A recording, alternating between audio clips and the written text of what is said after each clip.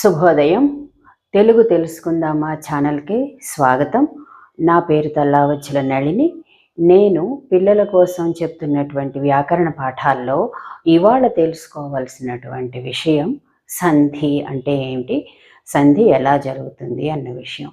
ముందుగా ఒక మాట, నా ఛానల్కి సబ్స్క్రైబ్ చేసిన వాళ్ళందరికీ ధన్యవాదాలు. సబ్స్క్రైబ్ చేసిన వాళ్ళందరూ దయచేసి చూడండి, చూసి కామెంట్స్ రాయండి, తర్వాత మీకు నచ్చితే షేర్ చేయండి. ఇప్పుడు మనం పాఠంలోకి వద్దాం. ఇవాళ నేను చెప్పదలుచుకున్న విషయం సంధి అన్నది.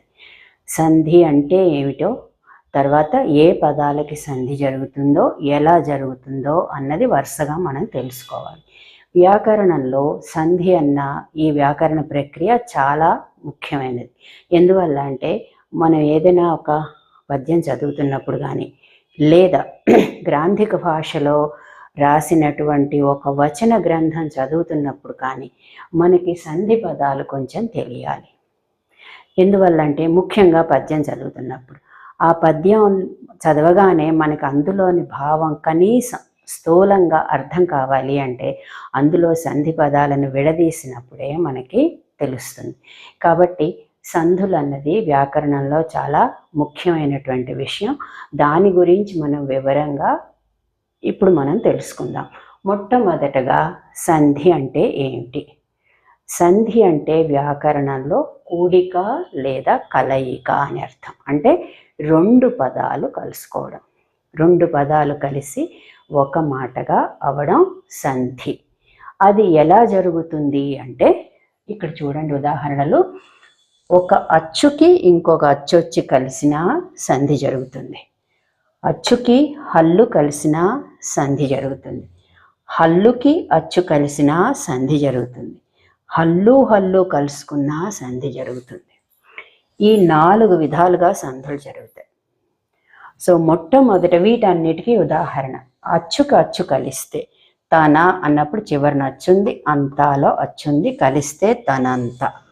అచ్చుకి హల్లు కలిస్తే కూరలో అచ్చు ఆ ఉంది, ఇక్కడ కా హల్లుంది, ఇవి రెండు కలిస్తే కూరగాయలు అయింది. అలాగే హల్లుకి అచ్చు కలిస్తే నన్ను నా హల్లు, అడిగే ఆ అచ్చు, ఇవి రెండు కలిస్తే నన్ను నడిగే. అలాగే హల్లుకి హల్లు కలిస్తే వచ్చెన్ చంద్రుడు, ఇది హల్లు ఇది హల్లు. సంధి జరిగినప్పుడు ఈ నకారానికి బదులుగా 0 వస్తుంది, చంద్రుడు జంద్రుడు అవుతుంది. ఇలా 4 రకాలుగా సంధి పదాలు ఏర్పడతాయి, అంటే 2 పదాలు కలుసుకుంటాయి.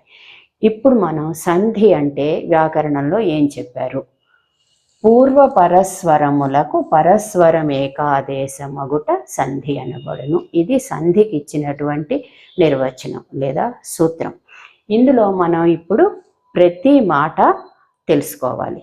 మొట్టమొదటగా పూర్వ పర పదాలంటే ఏమిటి, స్వరములంటే ఏమిటి, ఏకాదేశం అంటే ఏమిటి తెలిస్తే ఈ సూత్రం మనకి అర్థమవుతుంది.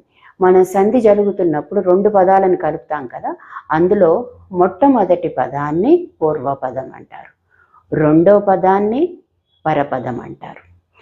తర్వాత స్వరములు అంటే అచ్చులు, ఆ నుంచి అవ్ వరకు ఉన్నటువంటి అచ్చులన్నిటికీ స్వరములని పేరు, ప్రాణములని వాటికి ఇంకొక పేరు.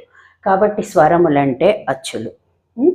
ఏకాదేశం అవడం అంటే 2 అక్షరాలకి బదులుగా ఒక అక్షరం రావడం, అది ఏకాదేశం అవడం. ఇప్పుడు చూడండి, పూర్వ పరస్వరములకు పరస్వరము ఏకాదేశం అగుట. పూర్వస్వరం అంటే పూర్వపదంలో చివర ఉన్నటువంటి అచ్చు. పరస్వరం అంటే పరపదంలో అంటే రెండో మాటలో మొట్టమొదట ఉన్నటువంటి అచ్చు. ఈ 2 కలుసుకున్నప్పుడు ఆ రెండింటికి బదులుగా పరస్వరము ఏకాదేశం అవుతుంది. అంటే పూర్వపదంలో ఉన్న అచ్చుకి పరపదంలో ఉన్న అచ్చుకి బదులుగా రెండో పదంలో ఉన్న అచ్చు వచ్చి చేరుతుంది అని, అది దీని అర్థం. ఇప్పుడు చూడండి, ఇక్కడ మీకు ఈ సూత్రం ప్రకారం సంధి ఎలా జరుగుతుందో చెప్తున్నాను నేను. అతడెవరు అన్న ఒక మాట తీసుకోండి. అందులో 2 మాటలు ఉన్నాయి, అతడు ఎవరు. దీన్ని విడదీస్తే ఇలా రాయాలి.